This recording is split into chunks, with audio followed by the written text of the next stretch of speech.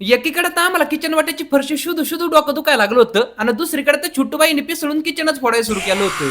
तर रामकृष्ण हरी मंडळी, तर आज किचन वाट्याकरता फरशी आणायची म्हणून मी सकाळ सकाळच रेडी झालो होतो आणि काल कटिंग केल्यापासून लुक जरा जास्तच हँडसम वाटायला लागलाय रे, वाटतोय का रे? पण आता चालू घडीला आहे ना लुक मी जरा बाजूला ठेवतो आणि सगळ्यात आधी फरशी आणायला जातो, कारण की आहे ना भैयाने ना खालची फरशी तर बसून टाकली आणि किचन वाटा पण कापून झाला आणि आता त्याला उरलं नाही काही काम, म्हणून त्याला एवढं टेन्शन आलं की त्याने डायरेक्ट फिटरच काम सुरू केलं. तो म्हणला इतना काम होने से पहले भैया मेरे को फर्शी लाके दो वरना मुझे मेरे घर जाने दो.